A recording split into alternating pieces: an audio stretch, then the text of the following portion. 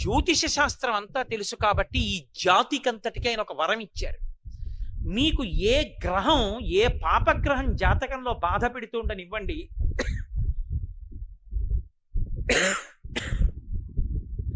గురుగ్రహం యొక్క అనుగ్రహం మీకు ఉన్నంత కాలం మీ జాతకంలో ఇతర గ్రహములు ఏమీ చెయ్యలేవో.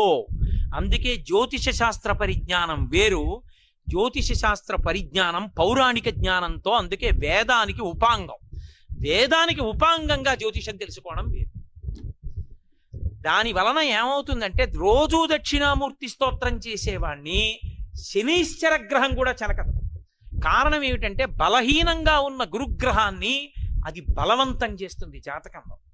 పైకి కనపడదు. జాతకం చూశారనుకోండి, గురుగ్రహం బలం లేదండి మీకు అంటాడు. నేను యథార్థంగా చూసా, పైకి చెప్పడం ఇష్టం లేదు నాకు ఎవరి విషయంలోనో. ఒక సమయంలో ఒక వ్యక్తి ఇంటికి వచ్చి, ఏమయ్యా యథార్థానికి నీ భార్య చనిపోయి 3 నెలలు అవ్వాలి, ఇప్పటికి నువ్వు భార్యాహీనుడు అయిపోవాలి, నీ జాతకంలో గ్రహాలంత భయంకరంగా ఉన్నాయి, అయినా నువ్వు ఇంత సంతోషంగా ఉన్నావు, ఇంత నవ్వుతూ ఉన్నావు, కనీసం నీ భార్య మృత్యు వరకైనా వెళ్ళొచ్చిందా, నిజం చెప్పని అడిగాడు. వెళ్ళొచ్చింది, నిజమే, యథార్థమే. ఆమె వెళ్ళిపోతోందని కూడా తెలియదు ఈయనకి. మృత్యువు దగ్గరికి వెళ్ళిపోయి వెనక్కి వచ్చేసింది ఆవిడ. అదృష్టం.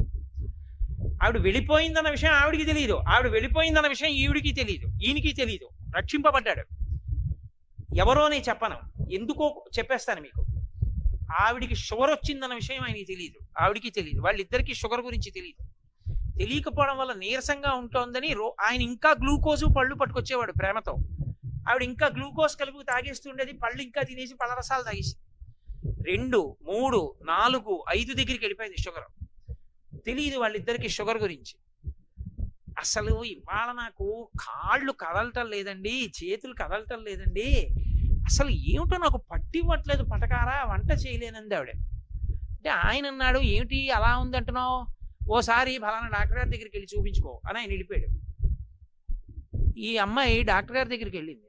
ఆ డాక్టర్ గారికి ఎందుకో అనుమానం వచ్చి, అది మన జాతి గొప్పతనం ఏమిటంటే భగవంతుడి ప్రార్థన చేస్తే భగవంతుడు రక్షిస్తాడని ప్రార్థనలు చెయ్యం మనం. భగవంతుడిని ప్రార్థన చేస్తే వైద్యుడిగా రక్షిస్తాడు. కృతజ్ఞత వైద్యుడికి. ప్రథమో దైవ్యోభిషకో, వైద్యుని యందు బుద్ధి ప్రచోదనం చేస్తాడు. వాడి బాధ ఏమిటో పసిగట్టే శక్తి వైద్యుడికి ఇస్తాడు. ఆయన ఎందుకో బ్లడ్ టెస్ట్ చేశాడు. చేసి, అమ్మ మీ ఆయన ఫోన్ నెంబర్ ఇయ్యనా, డాక్టర్ గారే ఫోన్ చేశాడు. ఏమయ్యా మీ ఆవిడ ఇంకో అరగంట ఉంటే చాలా గొప్ప, నువ్వు వచ్చేసేయి తొందరగా. ఆయన గబగబా తిరిగి వచ్చాడు. తిరిగి వస్తే, అసలు ఇలా ఎలా బతికుందయా మీ ఆవిడ, నాకు అర్థం కాలేదు, ఈ పాటికి ఎప్పుడో పోవాలి కోమాలోకి, కనీసం మూత్రపిండాలు ఏమన్నా పోవాలి, ఎలా బతికుందయా అని షుగర్కి వైద్యం మొదలెట్టాడు. ఆవిడ బతికి బట్టగట్టి. ఓ రోజు రాత్రి 8:30కో జ్యోతిష్కుడు వచ్చి ఆయన జాతక చక్రం పట్టుకుని అడిగాడు, ఈ భార్య చచ్చిపోవాలి ఎలా బతికిందని. నేను మీకు యథార్థం చెప్తున్నా, ఆయన బలం ఏమిటో తెలుసా, ఆయన దక్షిణామూర్తి స్తోత్రం ఉపాసన చేశాడు. రోజు దక్షిణామూర్తి స్తోత్రం చదవడం ఆయనకు అలవాటు. అది గురుగ్రహాన్ని ఛార్జ్ చేసేసింది. గురుడు శక్తివంతుడై కూర్చున్నాడు జాతకంలో. గురుడి అనుగ్రహం ఉన్నంత కాలం పాపగ్రహాలు ఏం చేయలేవు, అడ్డుపడిపోతాడంతే. గురువు గారి రక్షణ ఉంటే ఇంకేంటండి, గురువు గారికి వాత్సల్యం ఉందనుకోండి, దేవతలు అనుగ్రహిస్తారంతే. కాబట్టి జాతకంలో గురుగ్రహం యొక్క అనుగ్రహం ఉంది, పాపగ్రహాలు ఊరుకున్న ఏం చేయలేకపోయి. ఒక్క శంకరాచార్యుల వారే ఈ జాతికో పెద్ద వరం ఇచ్చారు, నేను వెళ్ళిపోతాను, వీళ్ళని ఎవడు బాగు చేస్తాడని. దక్షిణామూర్తి స్తోత్రం చదువుకుంటే గురుగ్రహం శక్తి పొందేస్తుంది. రోజు ఒకసారి దక్షిణామూర్తి స్తోత్రం చదివారనుకోండి చాలు, అంతే. ఆడవనివ్వండి, మగనివ్వండి, పిల్లలవనివ్వండి, ప్రయోజకులు అవుతారు, చక్కగా ఉంటారు. ఏమి పెద్ద ఇబ్బంది పడిపోయి భయంకరమైన స్థితిలోకి వెళ్ళిపోకుండా కాపాడుతుంది దక్షిణామూర్తి స్తోత్రం. అంత గొప్పది దక్షిణామూర్తి స్తోత్రం. అది ఇచ్చినటువంటి ఘనత ఈ లోకంలో శంకరాచార్యుల వారికి చెల్లింది. అటువంటి శంకర భగవత్పాదుల జయంతి వచ్చేస్తోంది, వైశాఖ శుక్ల పంచమి. అటువంటి మహానుభావుడు ఈ దేశంలో అవతరించాడు. ఆ శంకరాచార్యుల వారు పుట్టిన వైశాఖ మాసం వస్తూ ఉండగా దక్షిణామూర్తి ప్రతిష్ఠ జరగడం, ఈ స్తోత్రం మనకు అందడం మన యొక్క విశేషమైనటువంటి అనుగ్రహం. హరిప్రసాద్ గారు ఎన్నో పుణ్యకార్యాలు చేశారు.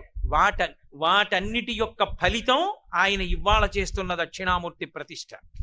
వాటి ఫలితం ఈ స్తోత్రాన్ని భక్తులకి పంచిపెట్టడం.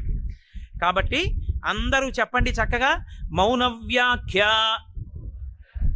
ప్రకటిత పరబ్రహ్మతత్వం యువానం వర్షిష్ఠాంతే వసదృషిగణైః ఆవృతం బ్రహ్మనిష్టైః ఆచార్యేంద్రం కరకలిత చిన్ముద్ర ఆనందరూపం స్వాత్మారామం ముదితవదనం దక్షిణామూర్తిమీడే వటవిటపి సమీపే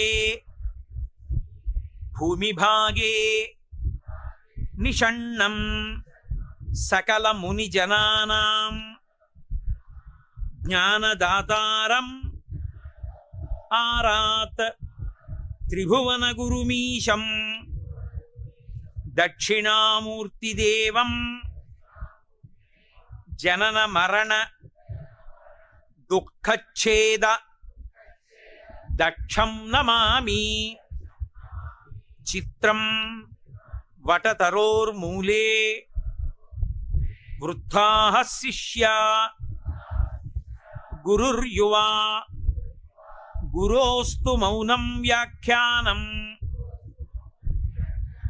శిష్యాస్తు ఛిన్న సంశయాః నిధయే సర్వవిద్యానాం భిషజే భవరోగిణాం గురవే సర్వలోకానాం దక్షిణామూర్తయే నమః.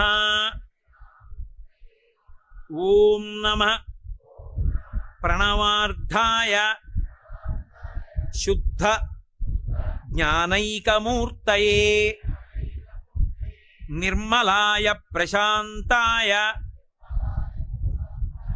దక్షిణామూర్తయే నమః. సదాశివసమారంభాం శంకరాచార్యమధ్యమాం అస్మదాచార్యపర్యంతాం వందే గురుపరంపరాం. విశ్వందర్పణ దృశ్యమాననగరీ తుల్యం నిజాంతర్గతం పశ్యన్నాత్మని మాయయా బహిరివోద్భూతం యథా నిద్రయా యః సాక్షాత్కురుతే ప్రబోధ సమయే స్వాత్మానమేవాద్వయం తస్మై శ్రీగురుమూర్తయే నమ. ఇదం శ్రీదక్షిణామూర్తయే బీజస్యాంతరివాంకురో జగదిదం ప్రాంగ్నిర్వికల్పం పునః మాయాకల్పిత దేశకాలకలన వైచిత్ర్య చిత్రీకృతం మాయావీవ విజృంభయత్యపి మహాయోగీవయః స్వేచ్ఛయా తస్మై శ్రీగురుమూర్తయే నమ. ఇదం శ్రీదక్షిణామూర్తయే యస్యైవ స్ఫురణం సదాత్మకమసత్కల్పార్థకం భాసతే సాక్షాత్ తత్వమసీతి వేదవచసా యో బోధయత్యాశ్రితాన్ యస్ సాక్షాత్ కురుతే యస్ సాక్షాత్ కరణాత్ భవేన్న పునరావృత్తి భవాంభో నిధౌ. తస్మై శ్రీ గురుమూర్తయే నమ. ఇదం శ్రీ దక్షిణామూర్తయే.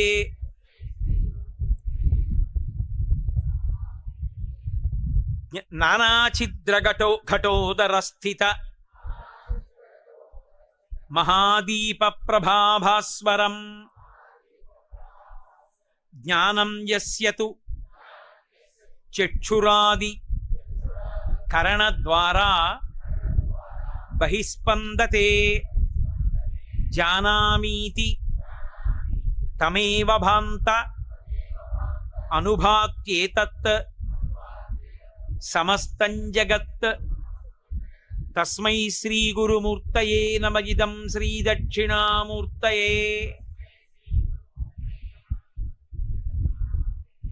దేహం ప్రాణమపీంద్రియాణ్యపి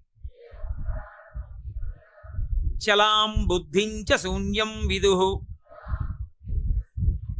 స్త్రీ బాల అంధ జడ ఉపస్త్వహమితి భ్రాంతా భృశంవాదినః మాయాశక్తి విలాసకల్పిత